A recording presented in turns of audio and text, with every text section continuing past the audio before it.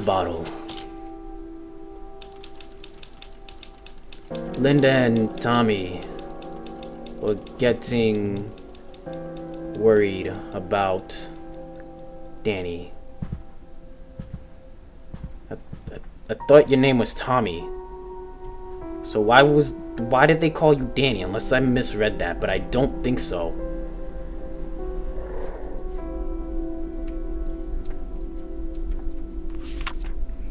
Assembly time approximately 3 hours to assemble that car. Required tools: a Phillips screwdriver, saw-faced hammer, 1/2-inch wrench socket recommended, and a 7x64-inch key hex key. I read that backwards. Okay, that's what Tommy wants. You want me to fix the car. I understand.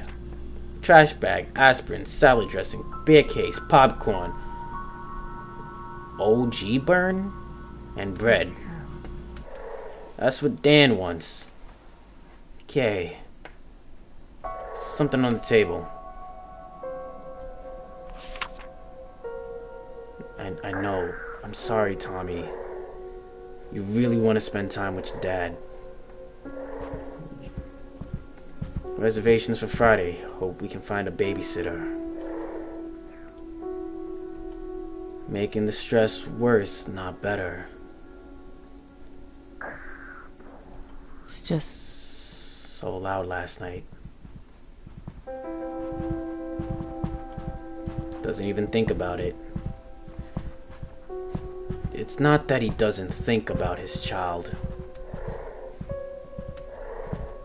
But... and he promised. I know I promised, Tommy. I'm sorry.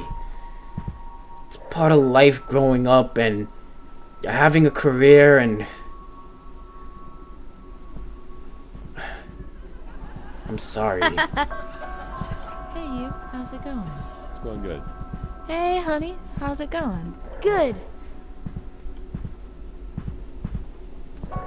Too much daddy juice. Have you been drinking? Telling Tommy inside voice he's not listening. My head. You were drinking last night. You got drunk. You got drunk when you were supposed to be working on your book. I am disappointed with you. You know what? I'm jumping to conclusions. I want to give you the benefit of the doubt. Write drunk, edit sober. Apparently Hemingway said that. Or maybe someone else did. It doesn't matter because it's true. To write, you have to be fearless. You have to make choices and plow forward. Surprise the reader. Surprise yourself. Make something that matters, not something safe. What does drinking do? It suppresses inhibitions. Yeah, there are typos, but that's what copy editors are for, and it's not like I'm drinking all day. I'm fixing most of the stuff myself each morning. Or early afternoon, I guess. I'm not stumbling around drunk all day and pissing myself. I'm trying to create something they'll remember me by. No one can imagine how stressful it is unless they've tried it. The pressure's so bad I just want to give up sometimes. On those nights, a drink is the only way to turn my mind off and get some sleep. And when the book is done, I'll dial it back. Listen.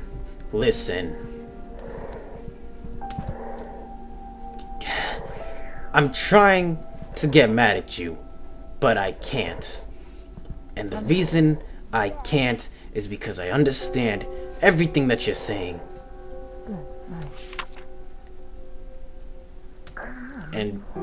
But it's different now. You have a son. You shouldn't... Alright, how do I put this?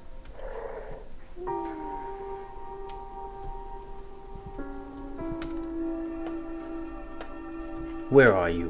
Where are your memories? You were so drunk you stubbed your toe. Where? That's Kate. That's not a person.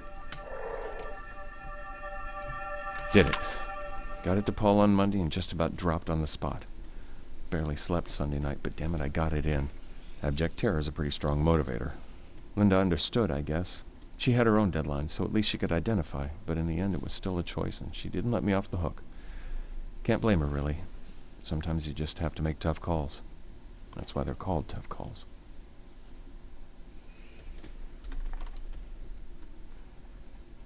He'll understand that. Probably bob on and work on the apartment scene.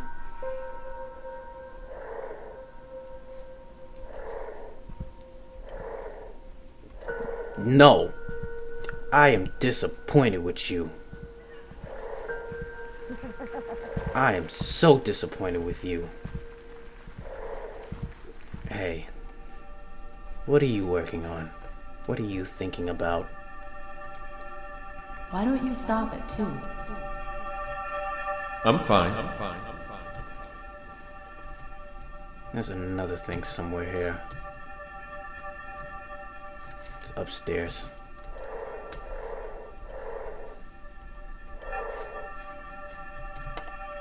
We just got back from the show, and I still don't know how I feel about it. The turnout was okay, and I did sell a piece. I learned a long time ago to never complain about selling anything, no matter how small, so that's good, no matter what. But part of me also feels like the glass was half empty. The promo was okay, but I think the abstract layout was a little too weird for the paper. I really should have gone with more text. Then again, it was good of Dan to have helped with that part at all, so who knows how bad it would have been without that. I guess I was most excited to see what kind of feelings the show would bring back up, and it was just too half-hearted to know. Disappointment and excitement in equal parts. I still have some thinking to do. Be glad he showed up. He showed up. So loud last night.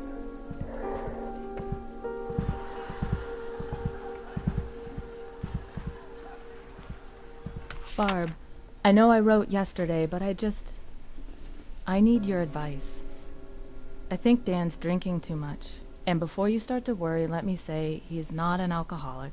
It's just because of the pressure he's under trying to finish the book.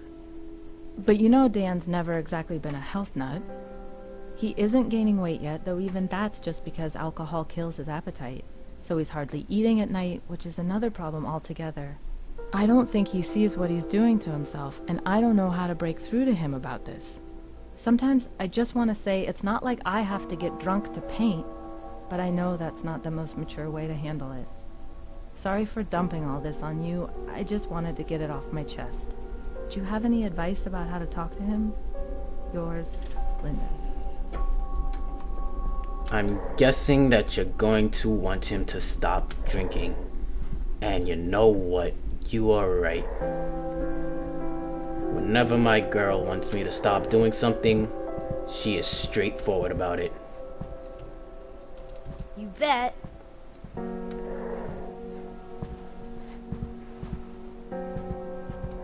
So you know what? If your wish is for him to stop drinking, then we are probably gonna do that if I find these last few clues. Here we go. If he uses that Hemingway quote one more time, pretty much every night he's either super focused on his novel or too drunk for us to spend a regular night together. That used to be our time. We would put Tommy down for the night, have a glass of wine, 2 at the most, and talk about our days or maybe listen to a record. Now, I'm lucky to get 1 night a week where he's sober and not writing. Most nights he has a bourbon. No, wait. Make that 4. And I read in bed until I fall asleep. He tries not to wake me up when he comes in, but you're never as quiet and graceful as you think you are when you're drunk, and in a dark room, no less. Of course I want his book to be great, but I also want my husband back.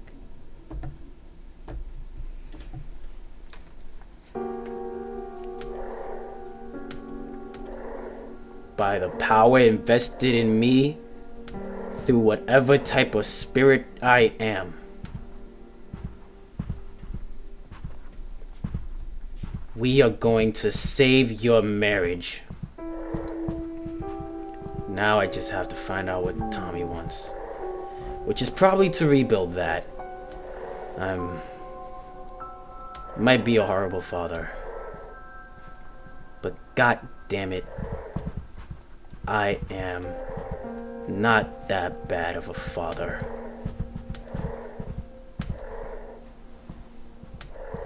Tommy, where's your room? Your room's over here.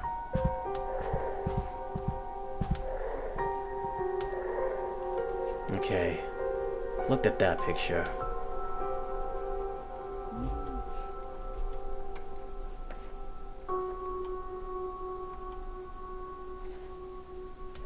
Okay, seen that picture. I've seen that picture. It's there. Oh wait, no, I didn't. What's it called?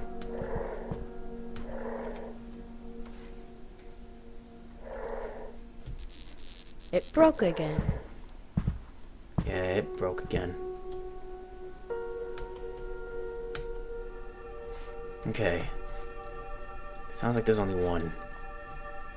And I think I know where it is. But he promised. If he doesn't do it, I'll help you, honey.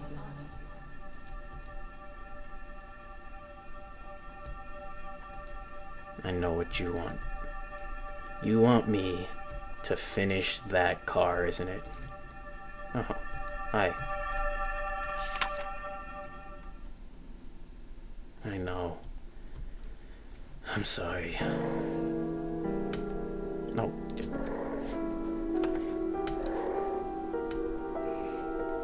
They too sad to put together my car.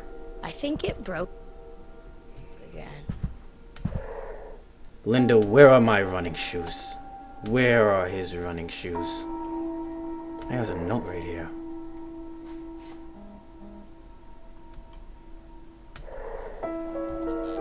How could it possibly do that again? Town list. Go to the library. Out of books again. Check community board for babysitters. Swing by the Wild. New movie playing. Drop by Dr. Walker's. Call ahead. Okay. Now, my question again. Where are my running shoes? Gotta check that thing.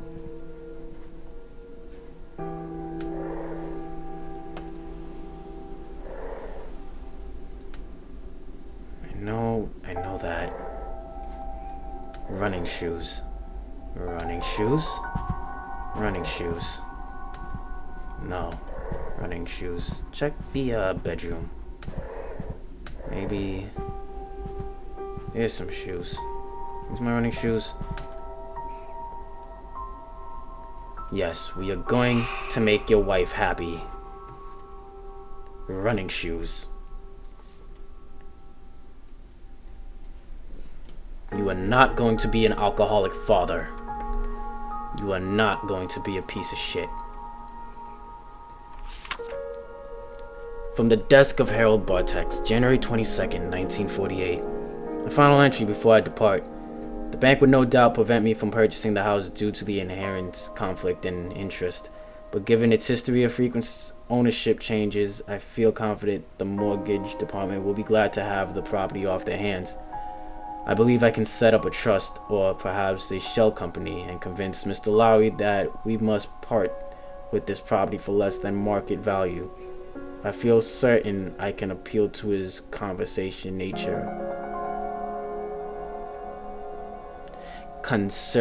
nature. I said conversation nature. That didn't make sense in my head.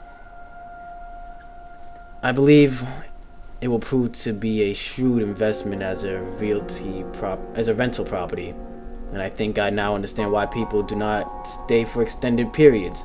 I find myself unable to describe the feeling precisely, but in my time here I found my mind drifting in strange ways, as if it was not always my own. But the natural beauty is undeniable. Perhaps shorter visits saw a wiser use of the property. Yes, I believe that is fine indeed. You know I'm here.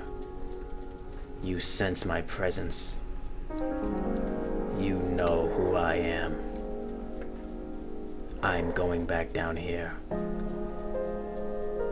Because you know what? You are gonna fix this car. And you're not just gonna be an alcoholic piece of shit. Tommy, I fucked up. But I promise you, if there's one thing I do as your dad, I am going to fix that car for you. Now go fix his car and spend time with your wife running. After talking with Linda, Dan realized how much his habit was hurting their relationship and his health. He started jogging every morning and quickly found that running high wasn't a rhythm. Within a week, he was setting an alarm to get up early so he can run on the beach before breakfast. And while he sometimes missed the raw energy of reckless riding, he missed having nights with Linda more. When Dan still hadn't put the pedal car together, Linda stepped in and began working on it with Tommy. Dan heard them, felt a pang of shame about his regular hangover, and came down to join. They completed the project as family, and although Tommy was hurt that it had taken so long for his father to help, he was happy to finally have his toy. Dan put over the alcohol back in the kitchen cabinet and promised to stay dry on work days. But he had a hard time focusing while he adjusted to writing sober again. He spent a couple of evenings staring at a blank piece of paper, and he never told anyone how hard it was not to sneak down the kitchen for a drink those first few nights.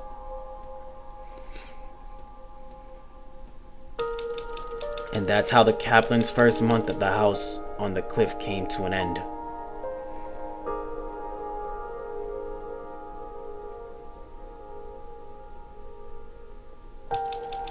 Dan sent a work in progress to his agent, who was glad to see that Dan had gotten back on track. They both hopeful that Dan could maintain his focus and write a book that delivered on the promise of his work so far.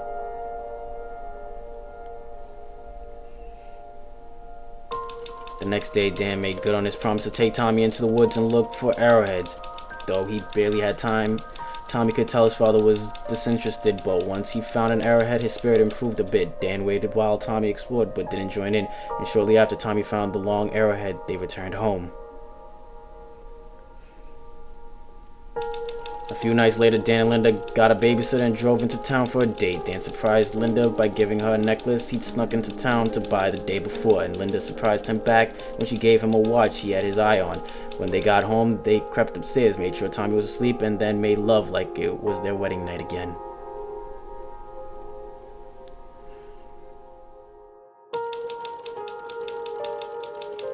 They still had 2 more months on the coast, and the story was just beginning.